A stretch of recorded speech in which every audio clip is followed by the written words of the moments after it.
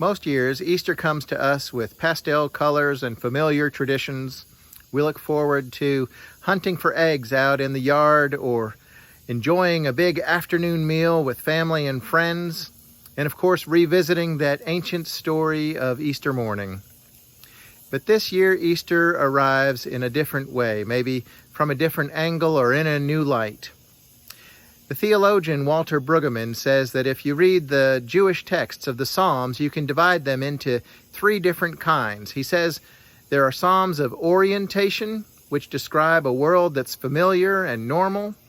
Psalms of disorientation, which he says has us plunged into a pit of despair and confusion reigns, and there seems to be no way out.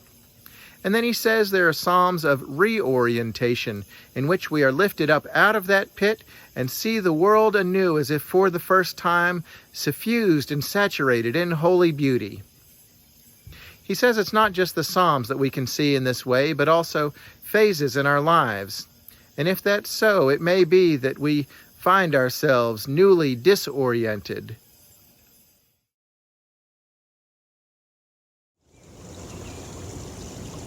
Imagine waking up early before dawn that first Easter morning.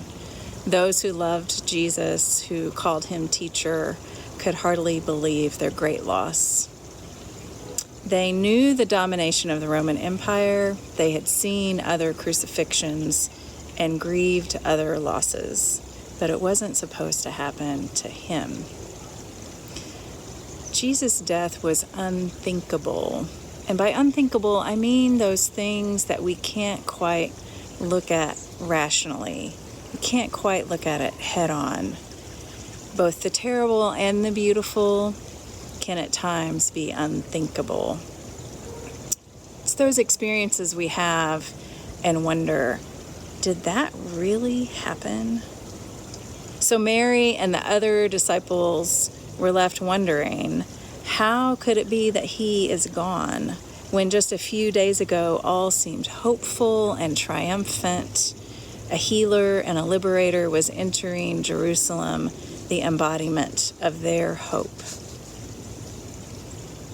Mary was in that place of shock and grief that follows the loss of someone dear, when your whole world is turned inside out. Many of you have experienced that place before. She stays near Jesus' tomb.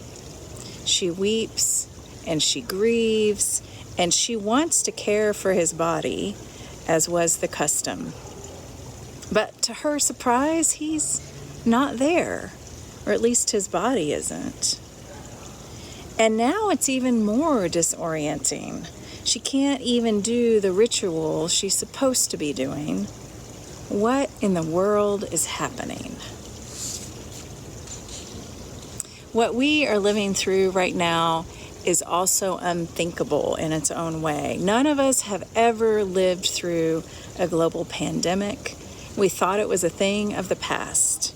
Just a few short months ago, we could not have imagined this life that we're in now. We could not have imagined people sick and dying of the same disease every single day all over the globe.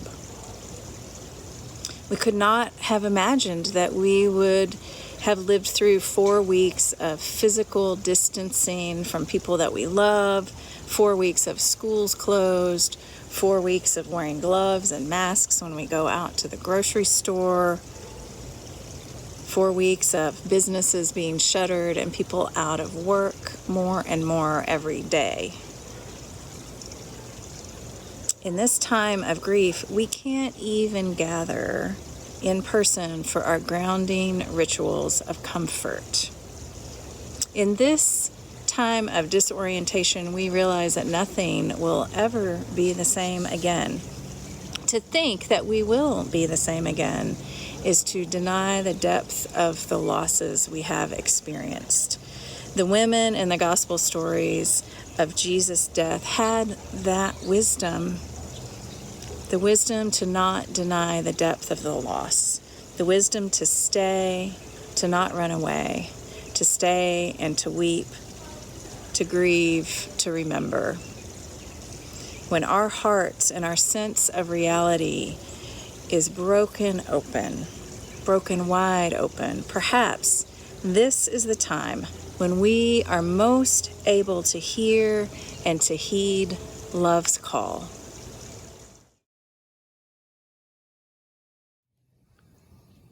It's in just such a moment when Mary's heart is broken wide open that the unthinkable happens. A stranger approaches her, greets her, and at first she thinks it's the gardener, but then he calls her name.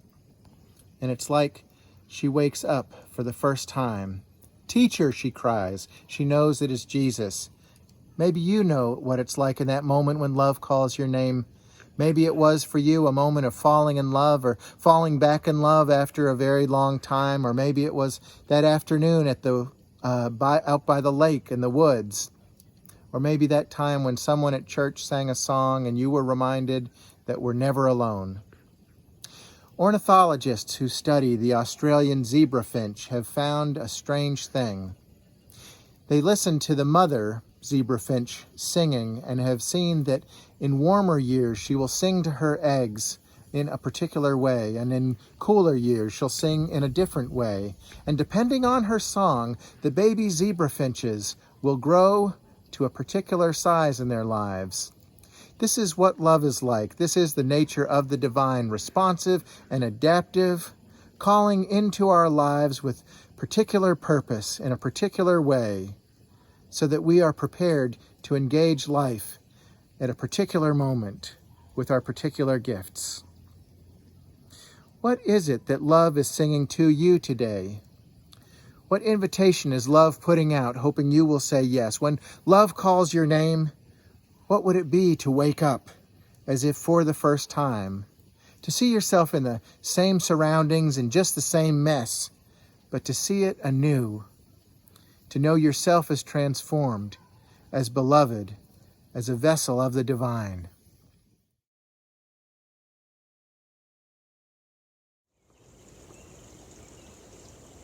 This Easter, our resurrection, our rising up in joy and thanksgiving does not have to be a shallow reenactment of someone else's story. It does not have to be a tired retelling of a story that we've never quite really believed before anyway. It doesn't even have to be just a sunny spring day with bunnies and eggs.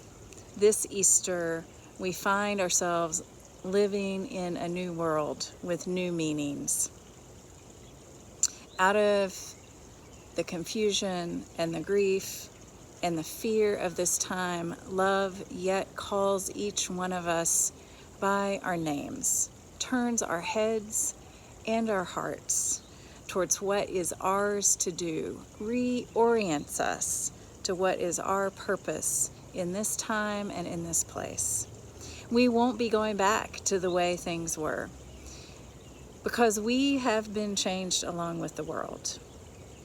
To think that we will be the same people on the other side of this is to deny the possibility that we might yet live into a world with more love and compassion and justice for all people.